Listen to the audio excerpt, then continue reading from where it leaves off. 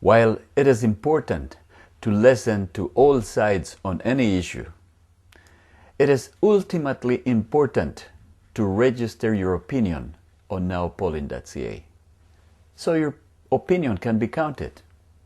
Because counting the opinion of the majority on any society is the essence of direct democracy. I want to deal with the broader issue of Israel and Palestine and how it relates to other struggles we're involved in.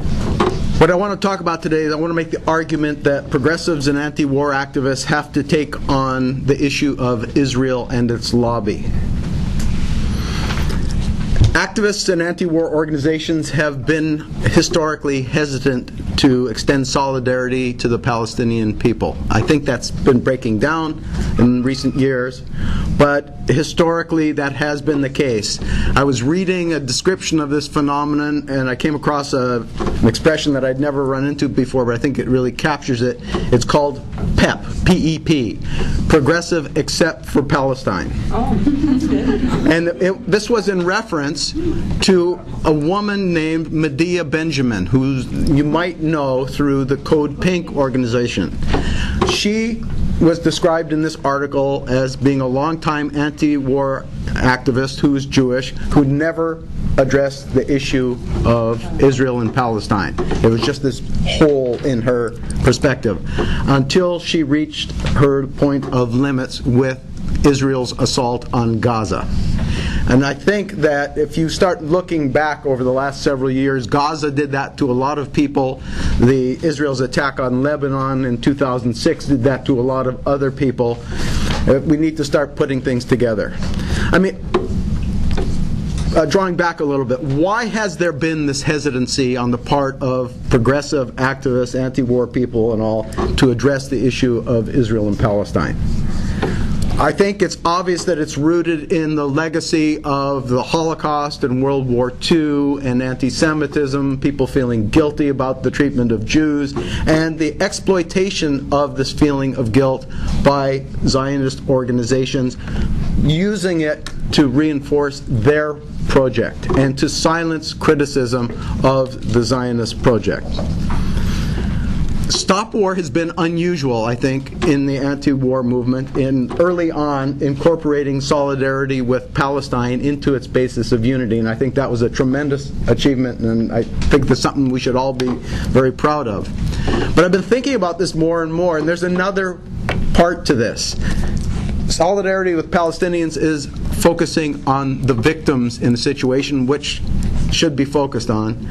But we also need to be focusing on the forces that are perpetrating that. And I think that the fact that we named our organization Stop War had a significance early on, and the work that we continue doing today is focusing on the origins of war rather than being for peace in the abstract without ever looking at the forces that are militating for war. So it becomes increasingly obvious that there's a situation inside of Israel where the indigenous people were, first of all, expelled to the tune of 750,000 people in 1948.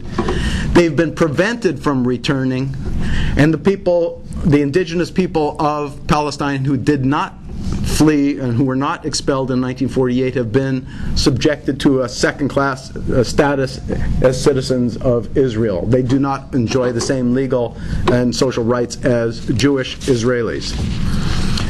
I think the good news in terms of what we were discussing earlier today is that on this one front, international activists are coming together more successfully recently vis-a-vis Israel and Palestine than on other fronts. And I think this is encouraging. And what I'm referring to is the growth of the boycott, divestment, sanctions campaign that is really gaining strength and credibility internationally.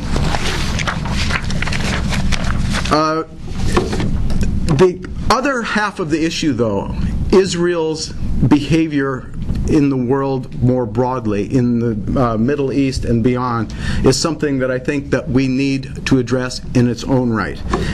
And if you think back on the last 40 years, the history of Israel's wars, the 1967 war, which was portrayed as a war of self-defense to prevent annihilation, and the annihilation of Israel at the hands of neighboring Arab states. And I've been doing a considerable amount of reading on that, and it was anything but. The military forces in Israel were not concerned about a threat of the surrounding regimes, despite the fact that Nasser in Egypt was making hostile noises. The Israeli military knew full well that the Arab countries around Israel did not pose a military threat. They used the hostile utterings of Nasser and others as a pretext to launch, remember the phrase, preemptive war.